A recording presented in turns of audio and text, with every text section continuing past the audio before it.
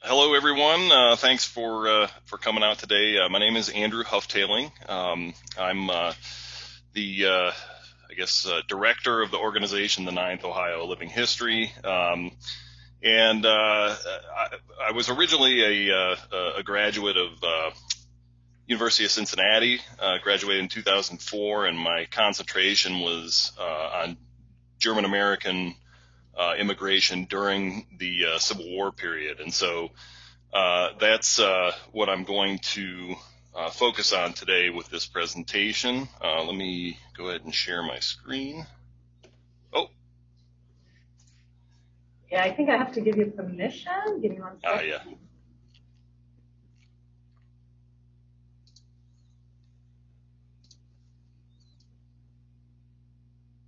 Okay. All right.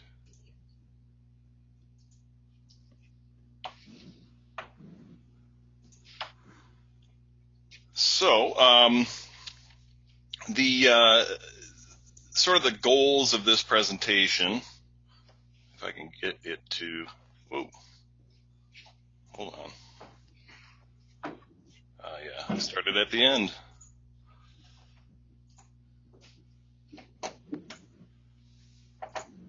So, really quickly, the goals of this presentation, we're just going to go over some terms, and then a quick background on German history, quote unquote, and its relation to emigration to the United States.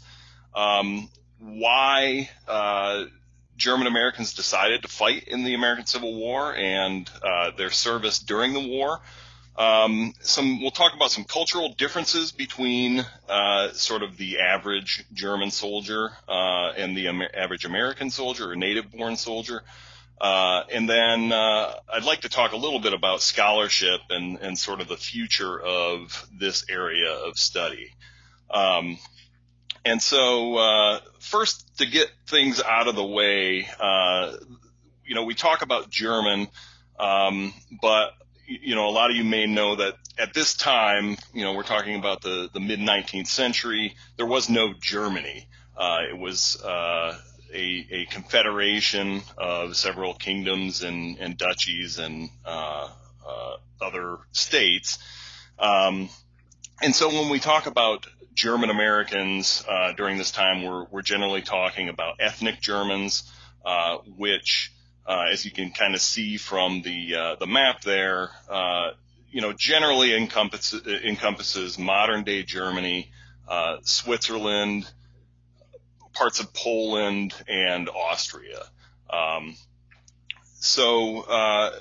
Then, when we talk about the Civil War, we want to make sure we're putting that in proper context. The American Civil War took place from 1861 to 1865. And so you can see here on this timeline, talking about European and specifically German history, it's marked by a lot of war over the preceding centuries leading up to the American Civil War. And, some specific instances, the 30 Years' War, for example,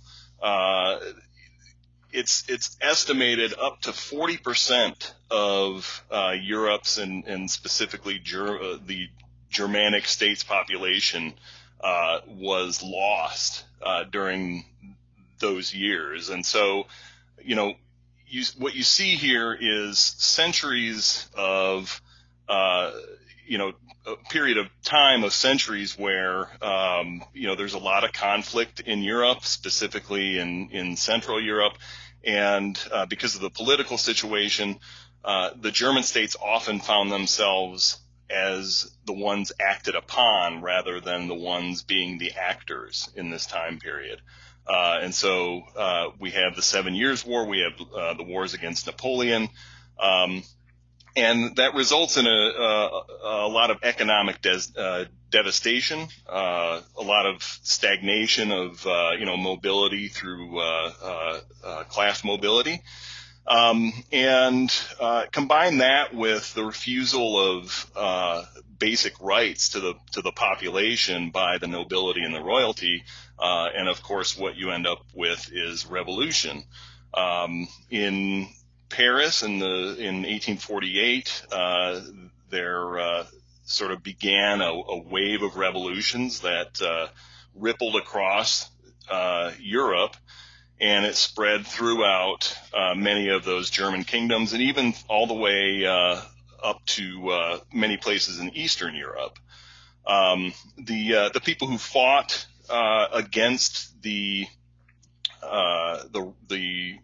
reigning class or the nobility were called the 48ers.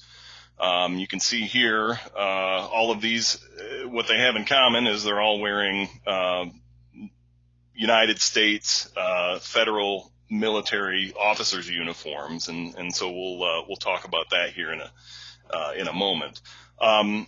The revolution was not well organized, and so it was put down, and a lot of these men were forced, and women were forced into exile into places like Switzerland.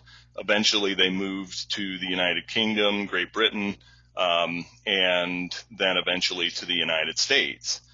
Now, why would they move to the United States? Well, the ideals of the 48ers, a lot of what they were fighting for, well, honestly, a lot of it is stuff that we would take for granted nowadays, like a 10-hour workday and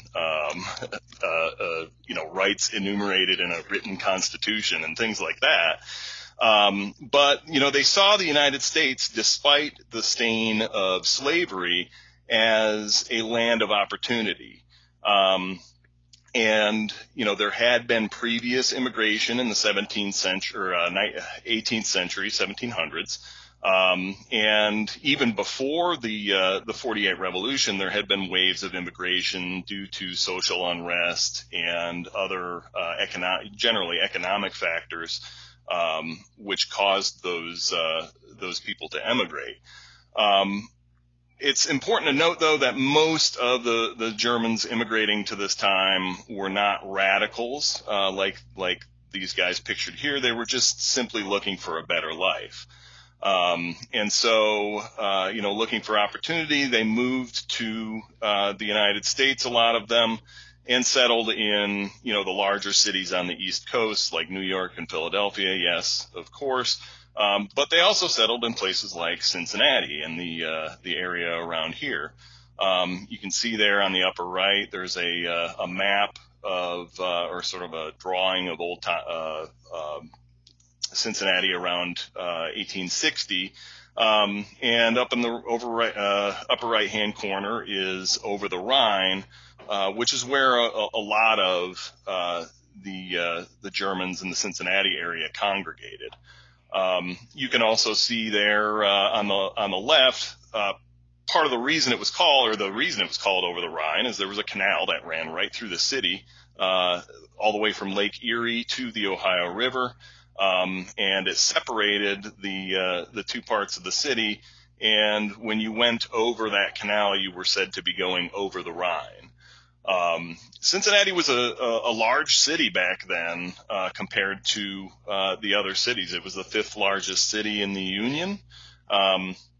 And once Germans made it to Cincinnati, some of them stopped and settled down. But there were also other places a little bit further out west that were heavily influenced by that immigration as well, such as Milwaukee, St. Louis, Indianapolis. And there were also countless other small villages and towns throughout the East and the Midwest that were populated by a large portion of Germans. And this will be important later when we talk about their service during the war. So why fight in the American Civil War? It seems like a pretty easy thing to say. You escaped, economic strife and conflict and all of that. And then, why would you sign up to fight in a war that you could theoretically say is not yours? But as I alluded to a little bit earlier, many of the German immigrants saw slavery as a stain on the land of opportunity. It had been abolished in much of the world for decades by that point. And they also saw secession from the Union as weakening the Union. If you look back to this, this map of the Confederation, it's important to note that they understood that seceding from the Union would weaken the Union. For example, Bavaria in 1800 was fighting against the French, but then by 1803 they were allied with the French, and then again by 1814 they were back with Austria and the rest of Europe against the French. And so they knew that the idea of a union was extremely important. And there were also some, including the guy on the upper left, August Willich, who thought that the Civil War was an extension of these 1848 revolutions and an extension of his fight for workers' rights. And in fact, there's some evidence to say that the troops that he raised during the Civil War, his intention was to use the American Civil War as a training ground to bring them back over to Europe and refight the revolution. There were obviously, other reasons why someone might fight. Everybody had their own. You might have had previous experience. There was, a lot of the German states required military service for anybody that was over 17. Again, you might have been a 48er. You might have been a member of the Turner Society, which was a sort of an athletic gymnastics movement founded in response to the Napoleonic Wars. You may have also served on a local militia near your town. And so when the Civil War broke out, you would enlist in a company or you would enlist in a regiment. It's very quickly, I need to just explain, when we talk about a German regiment, a regiment is comprised of 10 companies of 100 men each, and those companies were generally raised locally. And so in places where you're not talking about Cincinnati or Chicago or New York where there's less population, they would have to pull from several different communities in order to fill out this 1,000-man regiment. And so why that's important is when you start to look for German units as opposed to all German regiments, if you're looking for German companies that are serving within a regiment of native born, then you can find out where that company was raised. And so, for example, in the case of the 60th Indiana, we discovered that one of the companies was raised in Tell City, Indiana, which was a German-Swiss settlement. And so, this was a German-Swiss company that served the entire war alongside 9 other companies of native-born Americans. So when you focus on the sort of the higher scale of the regiment, you kind of miss some of the detail. Is the point I'm trying to make there. With Cincinnati and in the area around Cincinnati being so heavily German, there were several all-German regiments raised in Cincinnati, the 9th, 28th, 47th, 106th, and 108th, and then a couple of militia regiments raised later in the war. And then regionally, there were some really, interesting, notable all-German units. So, for example, there were 2 companies that were German in the 10th Ohio Volunteer Infantry, but it was mostly an Irish unit. Which is kind of an interesting juxtaposition of those 2 cultures, I'm sure. And then the 1st Kentucky and the 2nd Kentucky Volunteers were raised actually in northern Kentucky, where there's, as I'm sure you know, a lot of German heritage. and so they each had some German contingent within those companies. Now, just for perspective, what you see here is a regiment in battle line formation. Regiments were grouped into a brigade of 3, 4, 5 regiments, and then they were grouped in, the brigades were grouped into a division of usually 3 brigades. The divisions were grouped into a corps, and so, for example, the 9th Ohio was in the Battle of Chickamauga, which had 4 corps engaged, and so you can kind of see the German element can get lost in the sea of troops here if we don't pay attention to it. So just real quick, their performance during the war, just like anybody else, it was mixed.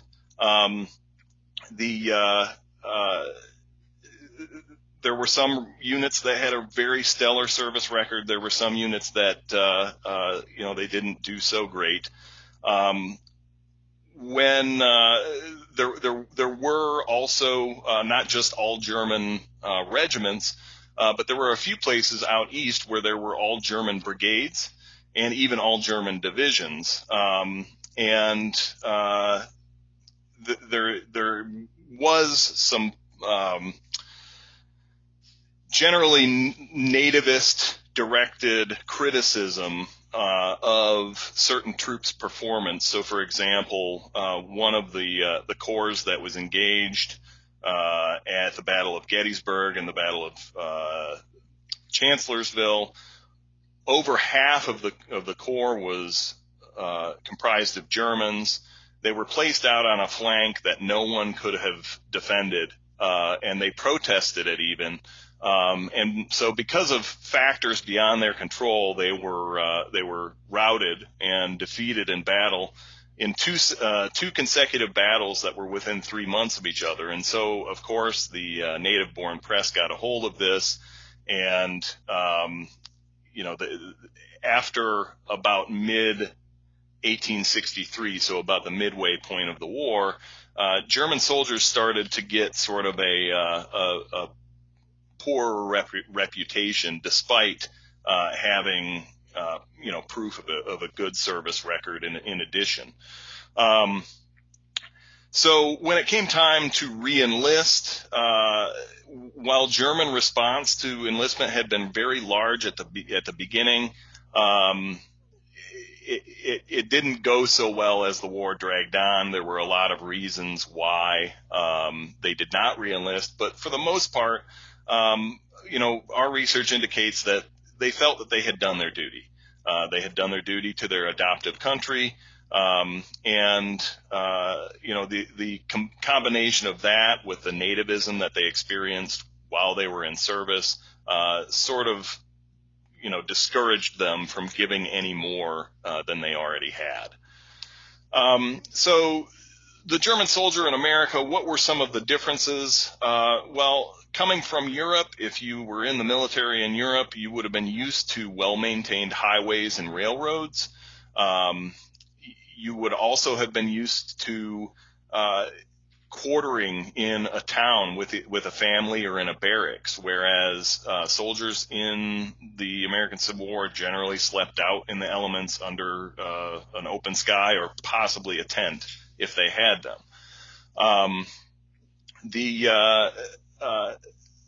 One of the other big differences is culturally, they had an appreciation for music, and specifically brass bands, and singing and that sort of thing. And they weren't singing Yankee Doodle. They were not, they were not quick to assimilate. They were singing songs that were culturally important to them, they also, like I said, they had brass bands as opposed to the squeaking fife and drum that is generally associated with the Civil War. And in fact, the 9th Ohio commented that when they were forced to only have the fife and drum, they referred to it as Bärenmusik, which I couldn't quite find a translation, but a friend of mine who lives over in Germany said his impression was that to them it sounded like the music that you would play for a dancing bear at a circus. So just not something really keen to their ears. Food was a big difference as well. The soldiers, despite having the U.S. Army ration issued to them, they made an effort to supplement it with items sent from home or found on forage. And so a lot of times they were able to get their German black bread or their Wurst or their Käse or their Kraut. And of course, beer for many of the German regiments was very important, and including the Ninth Ohio made it a stipulation as part of their service. They were required to have access to their beer, and so they had beer delivered to them from Cincinnati. While on active campaign in West Virginia, Kentucky, Tennessee, even all the way down in Alabama and Mississippi. So that's the length to which they would go to make sure that they had their culturally important items. And so talking about status of scholarship in the German Americans in the American Civil War. Unfortunately, in my view, I think it lags behind studies of other ethnic groups' participation in the Civil War. If you search Amazon, for example, you can find a lot of information on Irish regiments, for example, or things along those lines. And so it definitely bears more research and looking into and sharing with the public. And so that was the whole purpose of our formation of the Ninth Ohio Living History, was through living history, to be able to experience some of the things that they might have experienced ourselves, and then to be able to share that with the public. In a greater project that can bring more light to this subject. The language barrier has been a huge hurdle for this sort of study, as well as anti-German sentiment during the World Wars kind of set things back a ways. But the digital age that we're in right now offers access that's never been available before. A lot of the primary source texts are available on just on Google Books. And so, the sorts of things that we do, as I said, we share information on our Facebook page or through our Facebook page on topics related to this project.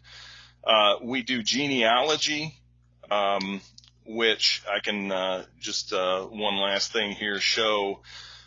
So, for example, we did a survey of all of the birthplaces of members of the Ninth Ohio. This is a regiment that was raised right here in Cincinnati, and actually had 3 companies that had members from northern Kentucky. And so you can kind of see this is about 80% of the regiment, so about 800 or so have been mapped. And so you can kind of see where they came from, and just highlighted here that parallelogram up at the top is what we call or what Dan Weller calls the Geta triangle or Geta parallelogram. And so you've got, that's Mecklenburg and that area up there, a lot of Cincinnati immigration from there. And then the two areas I circled down to the left were areas that were were sites of battles during the 1848 Revolution, where a lot of the 48ers came from. And so you can see that, we can kind of guess from where these guys came from that the character of the regiment was probably more along the radical 48er side of things than probably most other even German regiments. And so that's just kind of an example of the sort of the research that we do, using primary sources to dispel myths and to bring about, a more thorough and correct understanding of the role of German Americans during the American Civil War. So with that, I thank you for your attention, and I'll take your questions. Andrew, yeah. So you are saying that it's probably because things like the anti-German hysteria that research is still lacking. Is that still such a driving force? I don't think so anymore, but I think it definitely it affected the sort of the foundation. That at least in my experience, it doesn't feel like we have the foundation of primary sources published that other areas of study do. And, a lot of that happened right after the Civil War. And then a lot of it happened in the 1960s during the 100-year, anniversary. And so that was right after World War II. So I don't think it really actively affects it anymore. It's been sort of a millstone for the whole field. Right on. Yeah, that makes a lot of sense. Yeah, other question. Not all at once. Yeah, Stephen. It's kind of an aside, but you mentioned the Turner Society. Can you hear this? Yep. Yeah, okay, sorry. You mentioned the formation of the Turner Society after the Napoleonic Wars. Could you develop more on that, or could you explain more about that for countries? Yeah, my understanding is shortly after the Napoleonic Wars, the timeline may not be exactly right, but early 1800s, in an effort to be ready for the next inevitable war that would come along, there was a man by the name of Friedrich Ludwig Jahn, who sort of codified exercises to make the young men more healthy and active and be ready for the next time their call came. And so he formed a club in one location, and that spread very quickly throughout the United States, throughout Germany. And then in 1848, the first Turner Society was formed in Cincinnati, sort of as an offshoot of those German societies. Thank you. Yeah, other questions? Barb? Is there any evidence that Germans were conscripted into the Confederate Army? And how did that work with their anti-slavery views? Well, it's important to know, I kind of mentioned it, but wasn't able to go into 100% detail. Not every German was against slavery. And in fact, with Kentucky was a slave state during that time. And so, even the Germans who lived in northern Kentucky and Louisville, where there were quite a few, you kind of wonder, what was sort of their political and obviously economic stance. Within the greater Confederacy itself, as far as immigration goes, the vast majority of immigrants emigrated to northern cities. The main reason being economic opportunity was just way more plentiful up north than it was down south.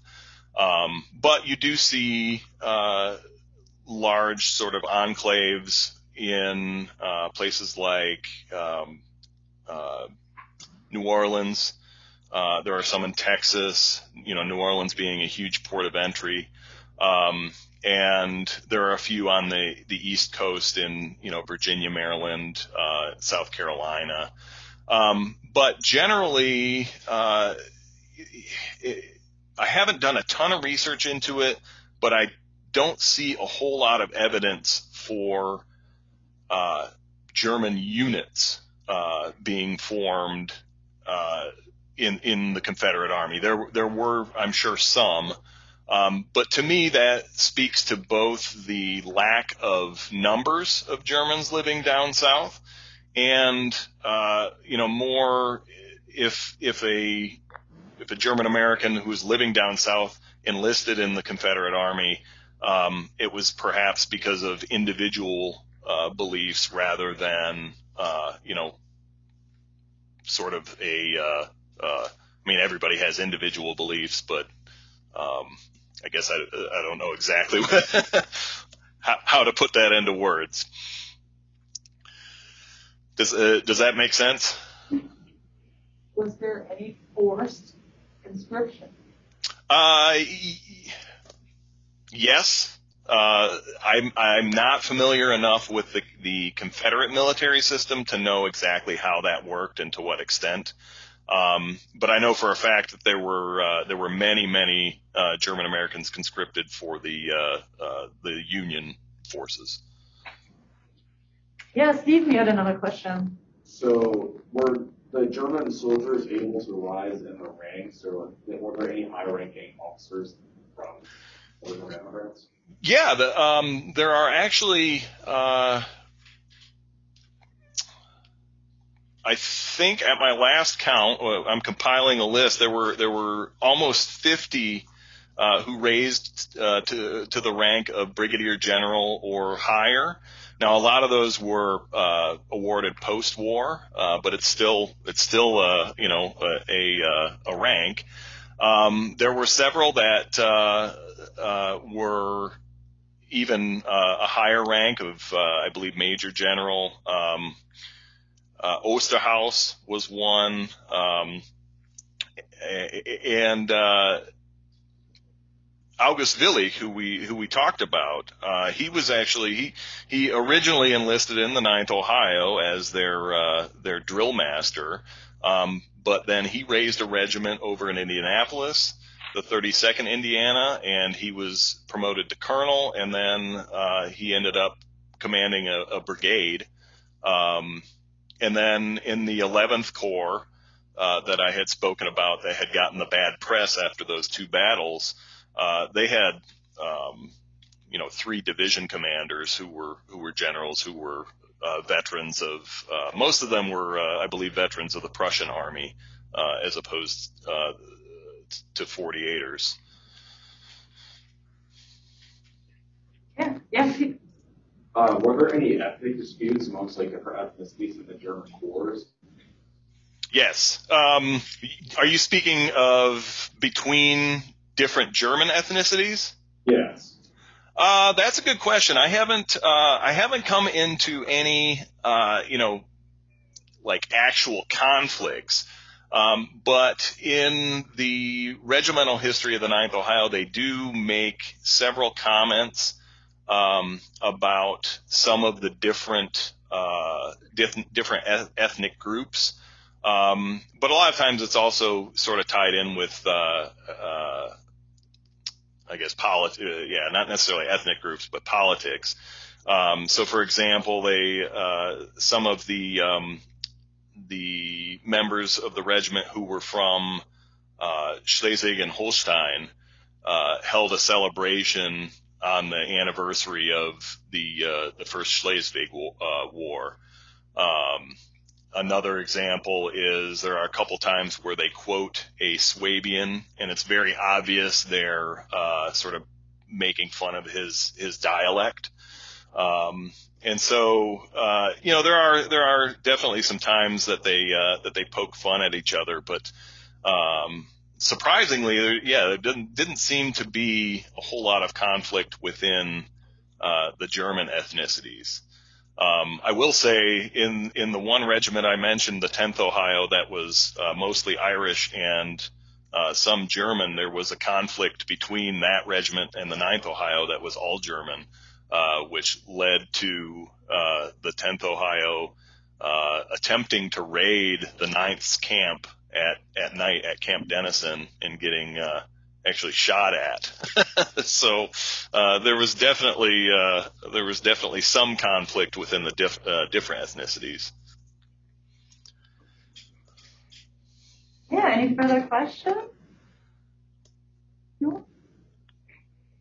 No. Okay. Well, Andrew, thank you so much one more time. Thank you so very much.